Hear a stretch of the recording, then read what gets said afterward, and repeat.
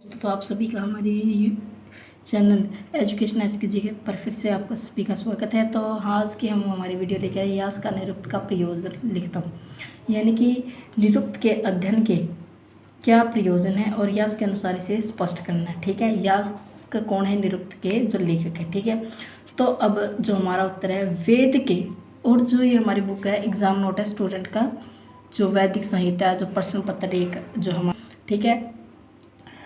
अगर आपको इससे रिलेटेड और बुक्स की वीडियो अगर आपको चाहिए तो वीडियो में आप कमेंट कर सकते हैं। ठीक है, तो वीडियो को हम शुरू करते हैं। वेद के 6 अंग माने गए हैं।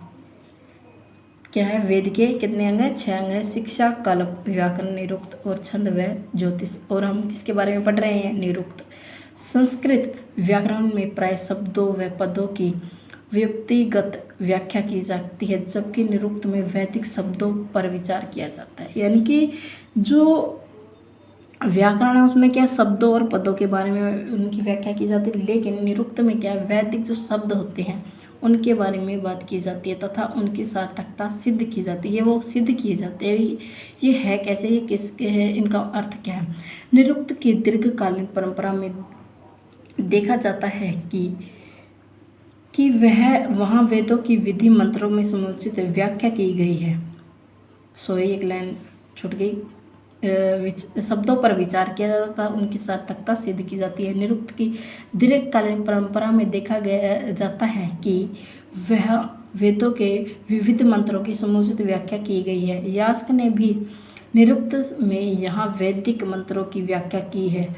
वहाँ मंत्रों के प्रत्येक अर्थ शब्द के अर्थ की भी जानकारी अर्थात अप्रसिद्ध व दुरूह यानी कि जो कठिन शब्द है उनका निर्वाचन भी करते हुए उनके अर्थ की सार्थकता व्यक्त की है। यास्क ने अपने ग्रंथों में निरुक्त की उपयोगिता का अध्ययन के प्रयोजन पर इस प्रकार प्रस्तुत किए हैं, जिसमें पहला है निखट्टू की सरलता। यानी कि निखट्टू के कैसे सरलता है? निखट्टू में जिन वैदिक शब्दों का संग्रह किया गया, यानी कि जिन वैदिक शब्दों का इकट्ठा किया गया निखट्टू। निखट्टू है क्या? निखट्टू एक जिस प्रकार से हिंदी शब्दावली में जो शब्दकोश होता है उसी तरह प्रकार से निरुक्त में निखट्टू होता है। ठीक है, इसमें शब्दों का संग्रह किया गया और उन्हीं शब्दों का निरुक्त में निर्वचन भी किया गया। निर्वचन यानी कि उनके बारे में व्याख्या की गई है।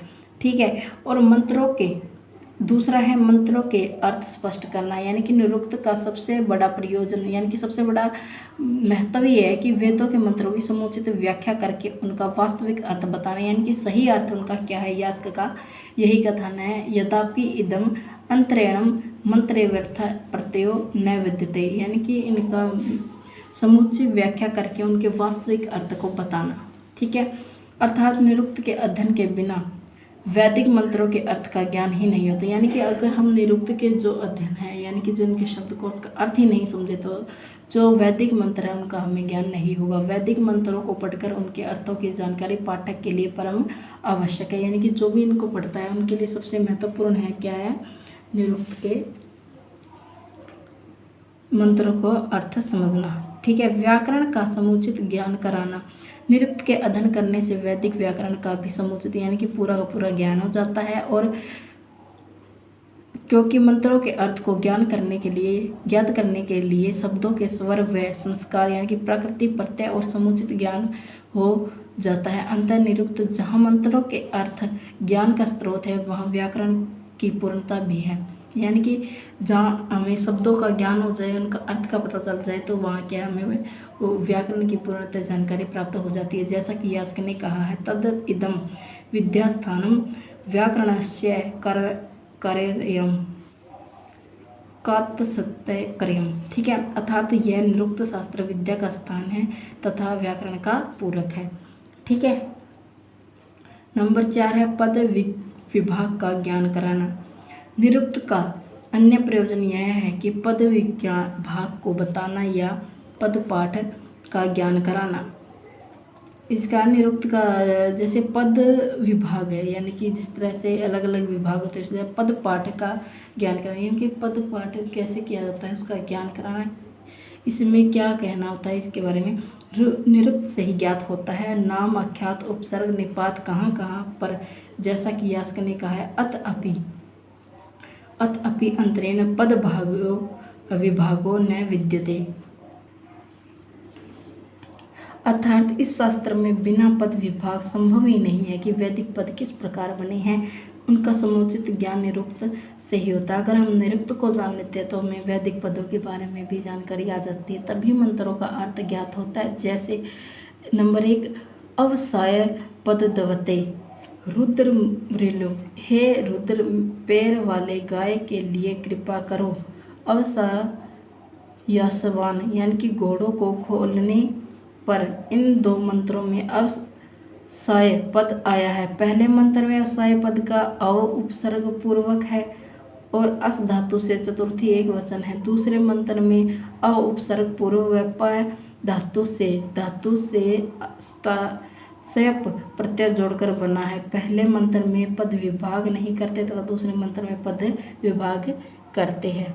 अब आ गया हमारा नंबर 5 यज्ञ में देवताओं का ज्ञान कराना। यास्क का कथन है कि यज्ञों में बहुत से कार्यों का निर्देश कराया जाता है जिनका संबंध विशिष्ट देवताओं से होता है। यदि यज्ञों में प्रयुक्त मंत्रों के समुचित देवता का ज्ञान न हो, यानी कि जिससे हम अनुरोध करें उस देवता का ज्ञान न हो, तो यज्ञ के विधान में कार्यों को भी नहीं किया जा सकता। यानी कि निरुक्त ही बताता है कि किस मंत्र में किस देवता का उल्लेख है। इसलिए यास्क ने लिखा है कि यद्यपि यज्ञ देव बहव प्रदेशा भवन्ति तदेन उपेक्षितव्यम, यानी कि इसका अर्थ है यज्ञ कर्म में देवता के नाम से ही बहुत से विधि निर्देश किए हुए हैं, वे सभी निर्देश निरुक्त से ही ज्ञात किए जा सकते हैं। और यास्क ने इस संबंध में उदाहरण प्रस्तुत करते हुए अपने मंतव्य को सिद्ध किया है। जैसे कि इंद्र ने तवा सवसा देवता वायु प्रणति, यानी कि यह अग्नि देवता का मंत्र है। इसमें वायु देवता के चिन्ह और निरुक्त से ही ज्ञात होता है कि यह इस मंत्र का देवता अग्नि है। नंबर 6 है ज्ञान की प्राप्ति व अज्ञान का निवारण। निरुक्त से ही हमें ज्ञान होता है, ज्ञान की प्राप्ति व अज्ञान का निवारण होता है, क्योंकि निरुक्त के मंत्रों के संदेशों को दूर करता है और स्पष्ट ज्ञान प्रदान करता है।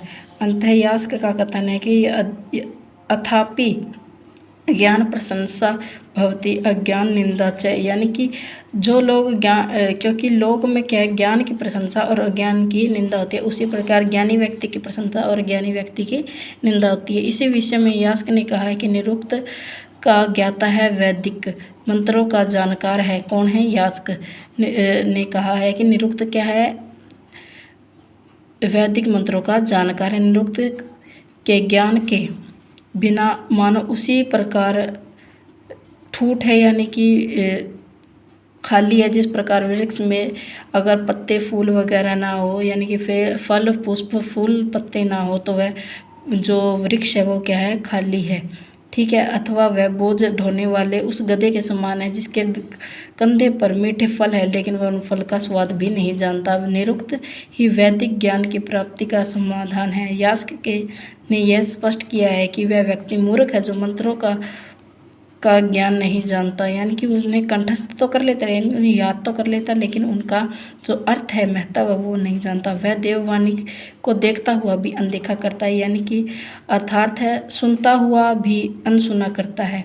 अर्थात अर्थ शून्य होने से उसे देववाणी का कोई लाभ नहीं होता, यानी कि अगर उसके वो जो वाक्य है उसे याद है, आते हैं बोलने, लेकिन उसे उसका ज्ञान ही नहीं है, तो उस चीज़ का उसे कोई लाभ नहीं है। तो इस प्रकार यास्क ने निरुक्त की उपयोगिता या उसके प्रयोजनों को स्पष्ट किया है। तो इस प्रकार से हमारा जो निरुक्त है वह पूरा हो जाता है। निरुक्त का अध्ययन किस प्रकार से होता है, किस कारण से है, इस जो यास्क ने इसे स्पष्ट कर दिया है। अगर आपको वीडियो पसंद आए तो वीडियो को लाइक और चैनल को सब्सक्राइब करें। अगर इससे निरुक्त से रिलेटेड आपको अगर कोई वीडियो चाहिए तो हमारे जो चैनल है कमेंट बॉक्स में आप उसमें हमारी वीडियो के जो कमेंट बॉक्स है उसमें आप कमेंट कर सकते हैं। Okay bye. अगर वीडियो को लाइक करके ज़रूर जाइए।